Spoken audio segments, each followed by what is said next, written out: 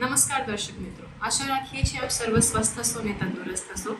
જેમ આપ સૌ જાણો છો, હું ડૉક્ટર કિશ્રી ઠક્કર કરુણા સેતુ ટ્રસ્ટ સંચાલિત વસંતપ્રભા હોસ્પિટલમાં આપની સેવા માટે હાજર હોઉં છું।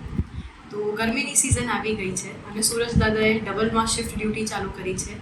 એ સંજોગોમાં આપણે સ્વસ્થ રહેવા અને આપણી સ્માઇલ જાળવવા માટે અમુક ઠંડકભરી સમજદારીની જરૂર છે।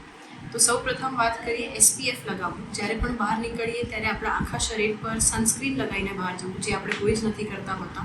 પ્લીઝ સનસ્ક્રીન લગાડો, એનાથી તમારી સ્કિનમાં પ્રોટેક્શન રહેશે અને હાર્મફુલ રેડિયેશન્સની ડાયરેક્ટ ઇફેક્ટ નહીં થાય। એ ઉપરાંત બીજી વસ્તુ છે, આપણે આખીબાઈના કપડાં પહેરીએ, લાઇટ કલરના કપડાં પહેરીએ અને બને ત્યાં સુધી કોટન કપડાં પહેરીએ।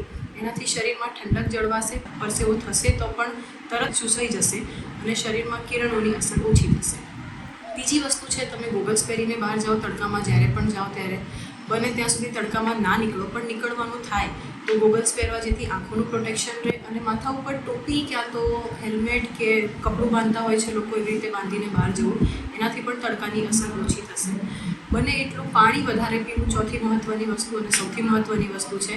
8 થી 10 ગ્લાસ પાણી પીવું જોઈએ દિવસનું। જો પાણી વધારે ના લઈ શકો તો પછી લીંબુ શરબત છે, છાશ છે, પ્રવાહી કોઈ પણ પ્રકારના છે, ફ્રૂટ જ્યુસ છે, જે પણ તમને ભાવે, થોડુંક લિક્વિડ વધારે લેવાનું, ખોરાક હળવો ખાવાનો। ઉનાળામાં પાચન શક્તિ ઘટી જતી હોય છે, એટલે ખોરાક થોડો ઓછો લેવો। બહારનું બને ત્યાં સુધી ના ખાવું, કેમ કે ઉનાળોમાં ગરમી વધારે હોય એટલે ખોરાક બગડી જાય છે જલ્દી। એ સંજોગોમાં બહારનું ખાવાથી ઇન્ફેક્શન, ફૂડ પોઈઝનિંગ થઈ શકે છે। આ ઉપરાંત એક છેલ્લી મહત્ત્વની વસ્તુ છે હીટ સ્ટ્રોક। એના કોઈ પણ લક્ષણ દેખાય તો આજુબાજુ નજીકમાં જે પણ તમારા શ્રેષ્ઠ ડૉક્ટર હોય તેમનો જલ્દીથી સંપર્ક કરવો। હીટ સ્ટ્રોકના સામાન્ય લક્ષણો હોય છે ચક્કર આવવા, થાક લાગવું વધારે પડતું, ગભરામણ થવી, પરસેવો થવો અથવા ઉલટીઓ થવો। આમાંથી કંઈ પણ થાય તો પ્લીઝ જલ્દીથી તમારા નજીકના ડૉક્ટરનો સંપર્ક કરો। આ બધી જ માહિતી આપણે આપણા મિત્રોને અને પરિવારને શેર કરીએ। ઉનાળાના દિવસોને શાંતિથી ઉજવીએ, આપણે તથા આપણું પરિવાર સ્વસ્થ રહીએ અને તંદુરસ્ત રહીએ। આભાર।